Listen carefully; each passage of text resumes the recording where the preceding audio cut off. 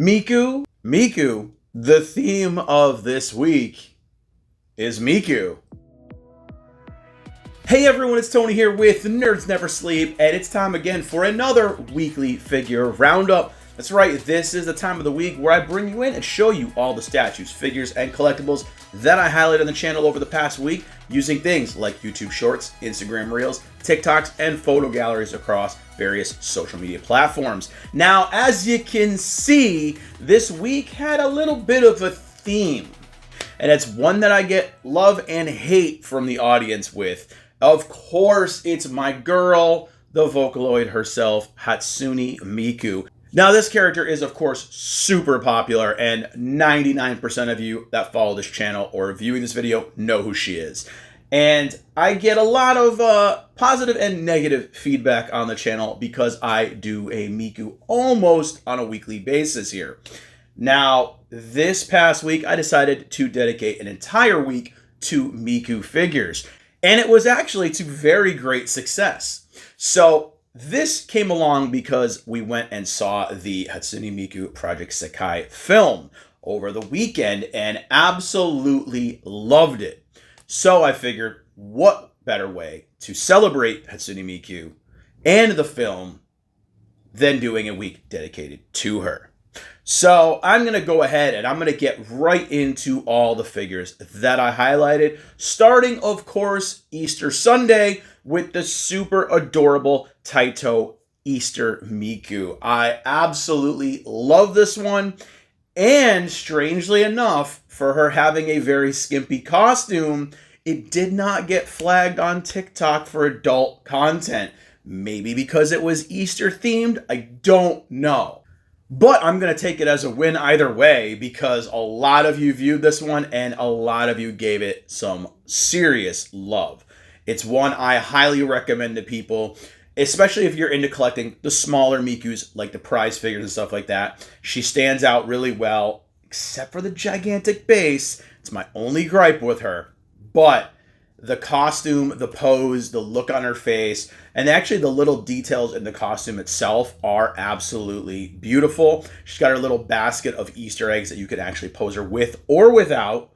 And yeah, I just love all the little details on it. And they did the translucent PVC for the hair. So adds a little bit more effect to the Miku itself. And of course, she's got her giant fluffy bunny tail. So again, this is one I highly recommend to any Hatsune Miku fans. Next, I went into the Project Sekai Colorful Stage series done by Sega. And I started with the stage version of Miku. And I absolutely adore this line.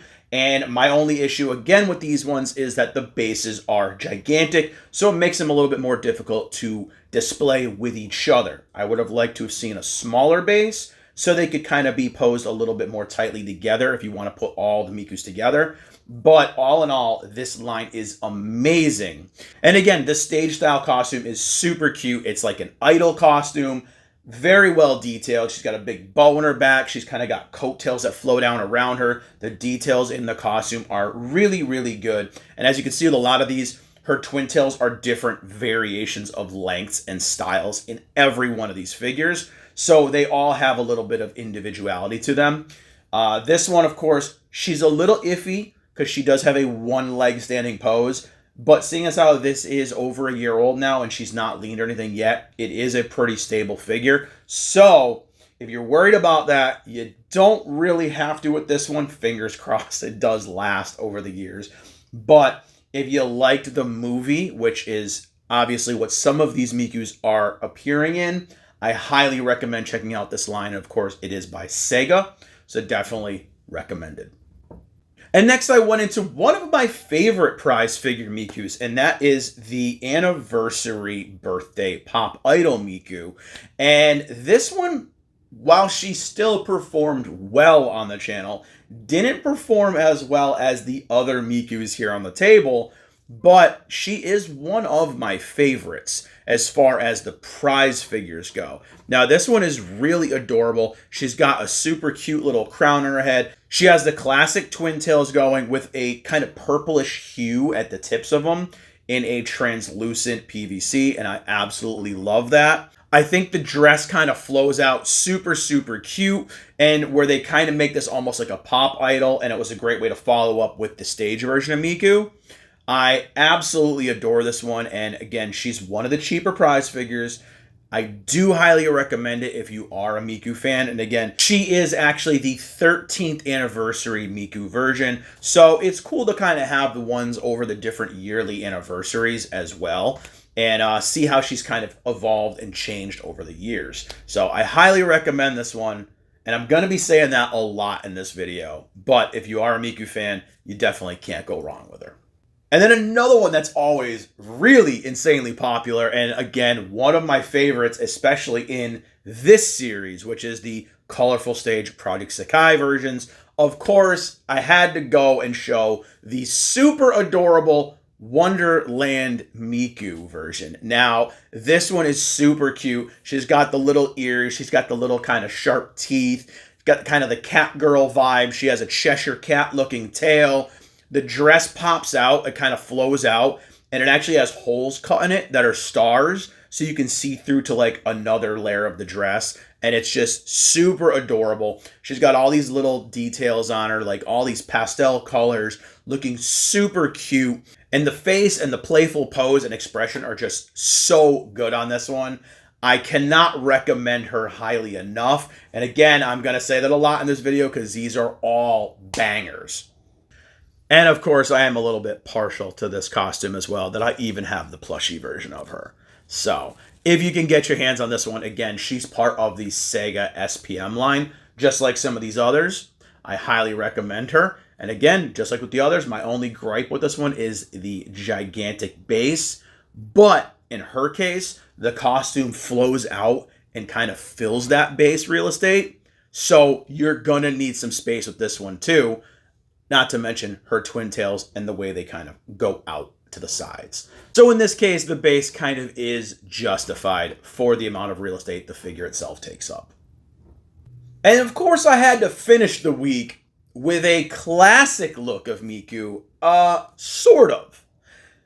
This one is always one that people question the heck out of me with. And it's from a line that doesn't have very many figures in it, called the Tokyo Cartoony line. And of course, I'm going with the classic looking Miku, but with the twist of it kind of being this overly stylized, kind of almost pixelated in some areas, cartoony Miku. Now, this line consisted of, I think, maybe half a dozen figures. We got two different Mikus. We got Yoko from Gurren Lagann. And I think there were two other girls in the series. And it kind of never went anywhere. It kind of came and then it just stopped. And she's one that people always ask, where did I get it? Did I make it? Is she custom? No, she's not. She's an actual real figure, real prize figure, and it is a real line. So I definitely recommend looking it up. Every one of these kind of semi-deformed, semi-pixelated figures is super freaking adorable. And I always recommend them to people. Nowadays, they're a little bit more costly, but they used to be really, really cheap. I think I picked these up for like $12 or $15 back when they came out. So they were very, very cheap figures. But because they're more scarce now, I think they've gone up in value and they've gone up in price. But if you can get one at a typical prize figure range, I do recommend getting her or the Sakura version, which is displayed in this video at the end as well. And kind of as an extra little add-in bonus here, I'm going to throw out one that I did a week prior to this, which was part of the Colorful Stage Project Sekai line as well. And of course, it's the Street Style Miku, which I think was one of my picks of the week in the previous week. But I'm not going to go over too much details with this one for you guys because I did cover her in the previous video. But I do love, again, with all these Colorful Stage ones, all the different styles and tones and poses and even facial expressions they all have to kind of show all the different personalities of Hatsune Miku. Now, there are two other ones in this set. One I actually misplaced and didn't remember where I put it. It's the Classroom Miku. I do have her. And then there is one other one, and I forget what the zone is that she's part of, but she's the black and white kind of tone one, and that is the only one I don't have.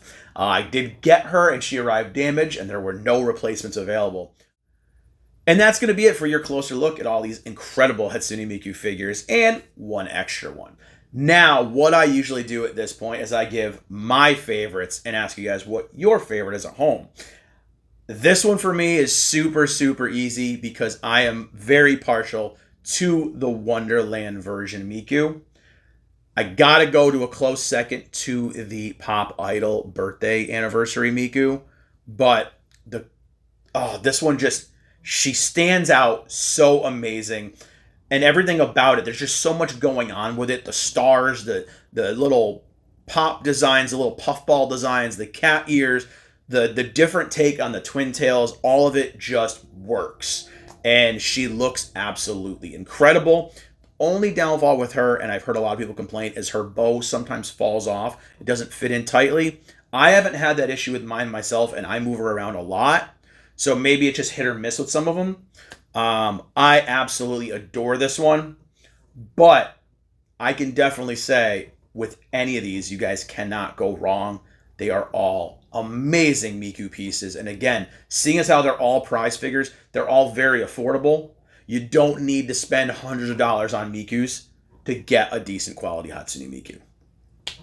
So that was my pick for the week, guys. Let me know what your favorite Miku was down in the comments below. And let me know if there's any other themed weeks you guys would like me to do. Because as much hate as I get for posting so much Miku stuff, these figures all did amazingly, amazingly well. I got a bunch of new subscribers this week, so I was super thankful for it, guys. So if you guys want more Miku content, I do Hatsune Miku figures almost every Monday. But they alternate with My Hero Academia as well. So that's going to be it for the figure roundup. Let's go into some quick page updates, and then we're going to close this one out. So other than the weekly roundup last week, I didn't really post any videos because I was kind of taking some time to record extra videos and was putting more focus into my game streaming. I've been streaming the incredible Claire Obscure Expedition 33, and oh my god, I think everybody's streaming it right now.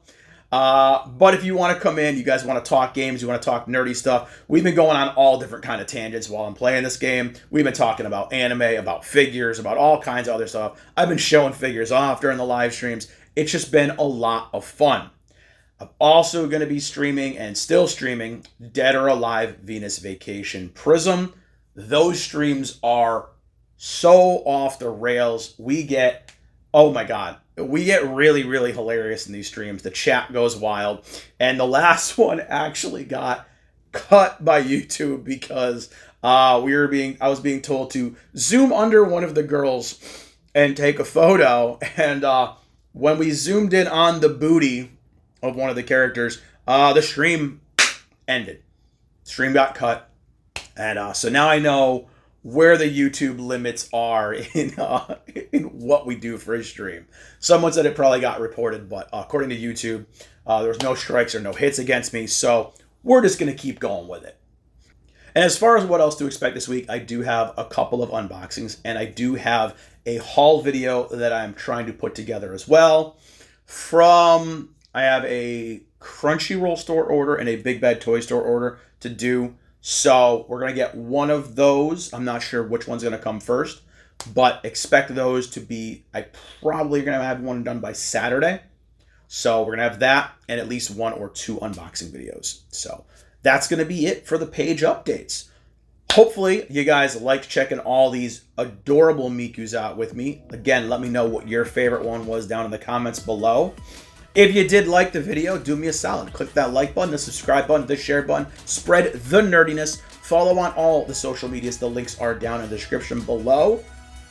And whether I see you in the next video or the next live stream, till then, no. And hopefully I see you guys either in the next video or the next live stream. But until then, bye everyone.